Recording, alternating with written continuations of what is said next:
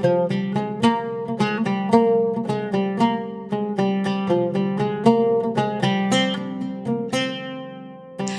இன்னைக்கு ரொம்ப ஹெல்தியான ராகி தோசை எப்படி செய்யறதுன்னு பார்க்க போறோம். இது நல்ல மொறுமொறுவா ரொம்பவே டேஸ்டியா இருக்கும். நம்ம ஏற்கனவே ராகியில் இட்லி, புட்டு, கூழ், அதுக்கப்புறமா களி இதெல்லாம் பார்த்துருப்போம்ல. அந்த வகையில் இன்னைக்கு நம்ம மொறுமொறுவான தோசை தான் பார்க்க போறோம். ஹாய் ஃப்ரெண்ட்ஸ், என் பேர் Abhi. Welcome to Indian recipes Tamil. வீடியோக்குள்ள போறதுக்கு முன்னாடி நம்ம சேனல் இந்தியன் ரெசிபீஸ் தமிழை சப்ஸ்கிரைப் பண்ணிக்கோங்க. கூடவே இருக்க பெல் சிம்பலையும் கிளிக் பண்ணிக்கோங்க.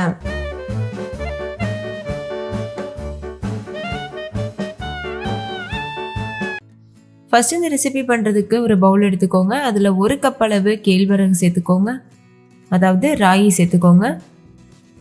இது கூடவே 1/4 கப் அளவுக்கு வெள்ளை முழு உளுத்தம்பருப்பு சேர்த்துக்கோங்க. உடைச்ச உளுந்து சேர்க்காதீங்க, முழு உளுத்தம்பருப்பு சேர்த்துக்கோங்க. 1 டேபிள் ஸ்பூன் வெந்தயம் சேர்த்துக்கோங்க. சேர்த்துட்டு இது தண்ணி ஊற்றிட்டு 2-3 டைம் நல்லா வாஷ் பண்ணிடுங்க. கொஞ்சம் கூட அழுக்கு இருக்கக்கூடாது, அந்த மாதிரி பார்த்து நல்லா வாஷ் பண்ணிடுங்க. எந்த கப்பில் கேப்பை எடுக்கிறீங்களோ அதே கப்பில் மற்ற எல்லா இன்க்ரீடியண்ட்டும் அளந்துக்கோங்க. இப்போது 2-3 டைம் நல்லா வாஷ் பண்ணி எடுத்தாச்சு. இது முங்குற அளவு தண்ணி சேர்த்துட்டு இது நல்லா ஊற வச்சுருங்க. ஒரு 5 மணி நேரம் இது அப்படியே நல்லா ஊறட்டும். ஊறினதுக்கு அப்புறமா தான் நம்ம இதை அரைக்க போகிறோம். இது கூடவே ஒரு 1/4 கப் அளவு அவல் சேர்த்து ஊற வச்சுருங்க. உங்ககிட்ட அவல் இல்லைன்னா நம்ம இதை அரைக்க போகிற நேரத்தில் நீங்கள் இது கூட சேர்த்து ஒரு 1/4 கப் அளவு வேக வச்ச சாதம் சேர்த்துக்கலாம், அதாவது வடித்த சாதம் சேர்த்துக்கலாம். நான் அவல் சேர்த்து தான் பண்ண போகிறேன். இப்போ இதுவும் நல்லா ஊறட்டும். மூடி போட்டு மூடிட்டு இதை அப்படியே ஒரு உரமாக வச்சுருங்க. இப்போ 5 மணி நேரம் நல்லா ஊறியிருக்கு. இதை தண்ணியிலேருந்து எடுத்துட்டு நம்ம மிக்சி ஜாரில் சேர்த்து அரைச்சி எடுத்துக்கலாம். எந்த அளவு முடியுமோ அந்த அளவுக்கு நைஸாக அரைச்சிக்கோங்க. தேவைப்பட்டதுன்னா கொஞ்சம் கொஞ்சமாக தண்ணி சேர்த்து அரைச்சிக்கோங்க. ஸ்டார்டிங்கில் கொஞ்சமாக தண்ணி சேர்த்துக்கோங்க. அதுக்கப்புறமா நம்ம அரைக்கும் போது தேவைன்னா நீங்கள் கொஞ்சம் தண்ணி சேர்த்து அரைச்சிக்கலாம். நான் மிக்சி ஜாரில் அரைக்கிறேன், நீங்கள் கிரைண்டரில் கூட அரைச்சிக்கலாம். இப்போ பாருங்கள், நல்லா அரைச்சி எடுத்துகிட்டு வந்தாச்சு. இதோட கன்சிஸ்டன்சி இந்த அளவு இருக்குது. இது பர்ஃபெக்டான கன்சிஸ்டன்சி. இப்போ இதை நம்ம ஒரு பாத்திரத்துக்கு மாற்றிடலாம். இதே போல் மீதம் இருக்க ராகி அதுக்கப்புறம் உளுந்து எல்லாத்தையும் அரைச்சிட்டு அதே பாத்திரத்தில் மாற்றிடுங்க. இப்போ எல்லா ராகியும் அரைச்சி எடுத்தாச்சு. இது கூட ஒரு 1/2 டீஸ்பூன் அளவு உப்பு சேர்த்துக்கோங்க. உங்கள் சுவைக்கு ஏற்ப நீங்கள் உப்பு அதிகமாகவோ குறைவாகவோ சேர்த்துக்கலாம்.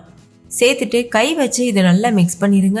நம்ம கை வச்சு நல்லா கலக்கும் போது தான் மாவு நல்லா புளிச்சு பொங்கி வரும். அப்போ நம்ம தோசை ஊற்றும் போது நல்லா கிறிஸ்பியாக நல்லா சூப்பராக இருக்கும். நார்மலாக நம்ம அரிசி மாவு தோசை போலவே இருக்கும். இப்போ இதை மூடி போட்டு மூடிட்டு ஒரு 8 மணி நேரம் அப்படியே வச்சுருங்க. 8 மணி நேரம் ஆயிடுச்சு. இப்போ ஓப்பன் பண்ணி பார்க்கலாம். நீங்களே பாருங்கள், மாவு எந்த அளவுக்கு பொங்கி புளிச்சு வந்திருக்கு. இப்போ இந்த மாவில் நீங்கள் தோசை ஊற்றலாம். மாவு கொஞ்சம் மீதம் இருந்ததுன்னா நீங்கள் இந்த மாவை ஃப்ரிட்ஜில் வச்சுட்டு ஒரு 1 வீக் வரைக்கும் கூட வச்சு யூஸ் பண்ணலாம். நார்மலாக நீங்கள் எப்படி அரிசி மாவு தோசை செய்வீங்களோ அதே போல தான். இப்போ இந்த மாவை நல்லா மிக்ஸ் பண்ணிடுங்க. மாவு இந்த அளவுக்கு நல்லா ஃப்ளஃபியாக புளிச்சு வந்திருந்தா தான் நம்ம செய்கிற தோசை நல்லா டேஸ்டியாகவும் பெர்ஃபெக்டாகவும் இருக்கும். ஒரு சின்ன பாத்திரத்தில் கொஞ்சமாக மாவு எடுத்துட்டு தேவையான அளவு தண்ணி சேர்த்து நல்லா மிக்ஸ் பண்ணிவிட்டு தோசை செய்யுங்க. மீதம் இருக்க மாவை நீங்கள் ஃப்ரிட்ஜில் வச்சிடலாம். அப்போ மாவு ரொம்ப நாளைக்கு கெட்டு போகாமல் இருக்கும். இந்த மாவு நல்லா கெட்டியாக இருக்குது. இதில் கொஞ்சமாக தண்ணி சேர்த்துட்டு நம்ம கரைச்சிக்கலாம் தோசை மாவு பக்குவத்துக்கு. நார்மலாக நம்ம வீட்டில் இருக்க ராகி மாவுலையும் நம்ம தோசை செய்யலாம். ஆனால் அதை விட இந்த தோசை நல்லா டேஸ்டியாகவும் பெர்ஃபெக்டாகவும் இருக்கும். ராகியில் தோசை செஞ்சால் பொதுவாக யாரும் சாப்பிட மாட்டாங்க. ஆனால் இந்த மாதிரி பண்ணி பாருங்கள், கண்டிப்பாக கேட்டு வாங்கி சாப்பிடுவாங்க. இதே போல் நவதானிய தோசை, அதுக்கப்புறம் ஹெல்த்தியான நிறைய வெரைட்டியான தோசைலாம் நம்ம சேனலில் இருக்குது. அதோட லிங்க் எல்லாம் டிஸ்கிரிப்ஷனில் இருக்குது, வேணும்னா செக் பண்ணி பாருங்கள். இப்போ தோசை மாவு கன்சிஸ்டன்சிக்கு கரைச்சதுக்கப்புறமா தோசைக்கல் சூடுபடுத்திக்கோங்க. நான் இன்றைக்கி இரும்பு தோசைக்கல் அதுக்கப்புறம் நான்ஸ்டிக் தோசைக்கல் ரெண்டுலேயுமே உங்களுக்கு செஞ்சு காமிக்க போகிறேன். ஃபஸ்ட்டு நான் இன்றைக்கி இரும்பு கல்லில் செஞ்சு காமிக்கிறேன்.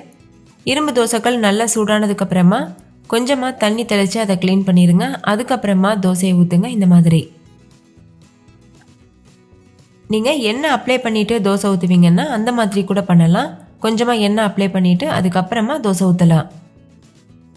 இப்போ இதுக்கு மேலே கொஞ்சமாக எண்ணெய் இல்லைன்னா நெய் ஊற்றிடுங்க.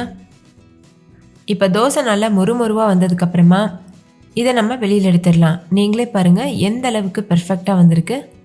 உங்களுக்கு இந்த அளவு கிறிஸ்பினஸ் வேணான்னா நீங்கள் சாஃப்டாக இருக்கும்போதே வெளியில் எடுத்துடலாம். அவ்வளோதான், நல்ல மொறுமொருவான ராகி தோசை சூப்பராக தயாராகிருச்சு. இதே போல் மீதி இருக்க எல்லா தோசையும் நம்ம செஞ்சிடலாம்.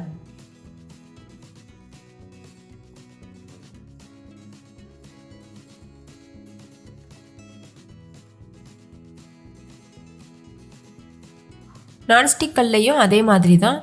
கல் நல்லா சூடானதுக்கப்புறமா தண்ணி தெளித்து க்ளீன் பண்ணிடுங்க. அதுக்கப்புறமா தோசை ஊற்றிடுங்க. எண்ணெய் வேணும்னா நீங்கள் அப்ளை பண்ணிவிட்டு கூட தோசை ஊற்றலாம்.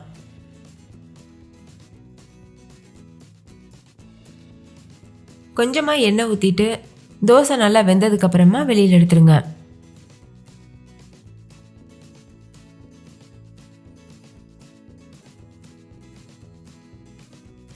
இதே போல் மீதி இருக்க எல்லா மாவுலையும் தோசை ஊற்றிட்டு நம்ம வெளியில் எடுத்துடலாம். பார்க்குறதுக்கு மட்டும் இல்லை, டேஸ்ட்டும் ரொம்பவே பிரமாதமாக இருக்கும். ஸோ கண்டிப்பாக ட்ரை பண்ணி பாருங்கள். நான் இன்றைக்கி இது கூட தொட்டு சாப்பிட்றதுக்கு கடலைக்கறி பண்ணியிருக்கேன். நீங்கள் எந்த விதமான சட்னி இல்லைனா கிரேவி ரெசிபிஸ் கூட வச்சு சர்வ் பண்ணலாம். ஸோ கண்டிப்பாக இந்த ஆரோக்கியமான டேஸ்டியான பிரேக்ஃபாஸ்ட் ரெசிபி வீட்டில் ட்ரை பண்ணி பாருங்கள். இதை நீங்கள் பிரேக்ஃபாஸ்ட்டில் மட்டும் இல்லை, டின்னராக கூட எடுத்துக்கிறலாம். ரொம்பவே ஆரோக்கியமாக இருக்கும். ஓகே ஃப்ரெண்ட்ஸ், இந்த ராகி தோசை உங்க எல்லாருக்கும் ரொம்ப பிடிச்சிருந்துச்சுல? பிடிச்சிருந்தா லைக் பண்ணுங்கள், ஷேர் பண்ணுங்கள். நீங்களும் வீட்டில் ட்ரை பண்ணிவிட்டு டேஸ்ட் எப்படி இருந்ததுன்னு கமெண்ட்டில் சொல்லுங்கள். தேங்க்யூ, பாய்.